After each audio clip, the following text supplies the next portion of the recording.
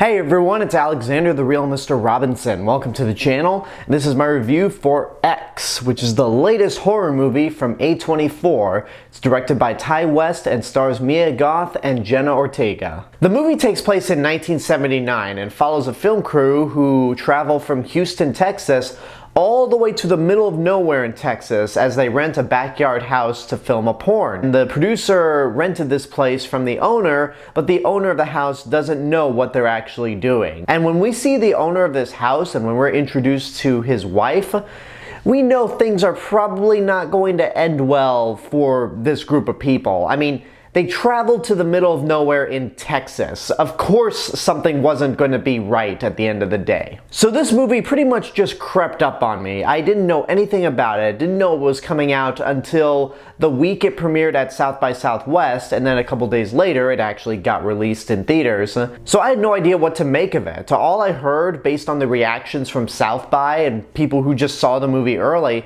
is that it's a pretty messed up movie that is a throwback to the exploitation films of the 70s. And based on that description alone, that's pretty much what this movie is. If you're looking for this to be another wacky and insane and bizarre A24 horror movie, then you might be slightly disappointed. It's more of a straightforward slasher, taking elements from Friday the 13th and the original Texas Chainsaw Massacre, but it's done in a more straightforward manner. It's not like Scream, where the movie's pretty much self-aware of what it is, nor is it like Happy Death Day or Freaky, where, yeah, they're horror movies, but they're also horror comedies. No, this is a straight-up old-fashioned slasher horror movie that feels like it could have been made in the 1970s. And I personally liked it a lot. It reminds me very much of the original Texas Chainsaw Massacre, right down to the overall premise and setting. But unlike that original movie, this movie features a lot of kills and definitely a lot of gore. Much similar to some of the Friday the 13th movies, where those movies are all about the kills and the gore, whereas Texas Chainsaw Massacre, the original, really wasn't like that. So it's a nice blend of both, where you get some really cool graphic kills, but you also get a lot of suspense, you get a lot of great cinematography, a creepy atmosphere, just an overall nervous tension like Texas Chainsaw. It builds tension very well, and when I saw this movie last Thursday, there was one moment in particular where the entire audience simultaneously went, "Oh no," because it's one of these moments where I won't say what happens, but you know exactly what's going to happen, and it's not going to end well for one particular character. And the actors that they have in this movie all do a good job. They fit their roles perfectly well. One of the two highlights of the movie for me was Mia Goth, who is the lead, and you might remember from A Cure for Wellness, which I actually liked more than most people. I know a lot of people dislike that movie. I kind of liked it myself, but she's really good in the lead, and she actually plays two roles in this film.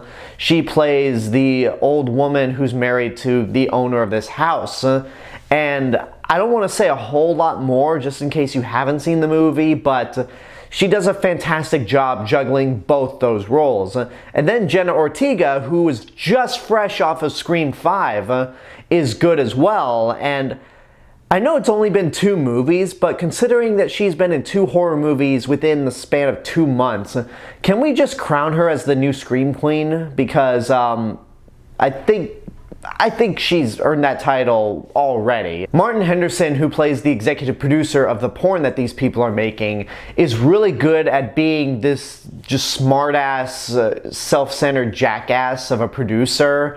And he reminds me of a less over-the-top version of Jerry O'Connell's character from Piranha 3D. And then Brittany Snow's good. The whole cast is really good, even if the characters they're playing are very one-note and very much stereotypes. Which is another reason why I would recommend to be cautious about going into this movie if you're expecting another A24 horror movie, because it's not really that deep.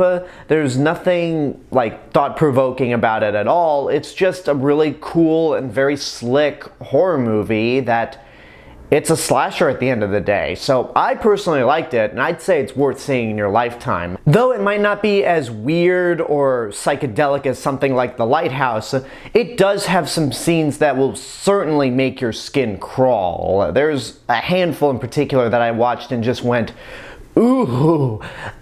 This might actually be my favorite slasher movie in years. I mean, I love movies like Happy Death Day, Freaky, 2018's Halloween, and Scream 5, but I think this one is just so much more better than those because it's more straightforward than anything else, and it's not a sequel. So yeah, I would definitely like to see this movie again at the Alamo Drafthouse because this seems like an Alamo Drafthouse type of movie. And there you go, that's my review for X. I always have to do that. I did it with Jason X, and I'm doing it again with this movie here. But now I want to know what you guys think about X. If you've seen it, what did you think? Whatever the case may be, let me know in the comments below. And until next time, this is the real Mr. Robinson telling you there is only one. Hello everyone, I just wanted to say thank you all for watching my review for X. Make sure you like the video, subscribe to the channel, and hit the bell button to get notifications. Don't forget to follow me on Facebook, Twitter, Instagram, Twitch, go check out my theme park channel, and support me on Patreon. I'll see you guys in the next video, but until then, have a good day, and take care of yourselves.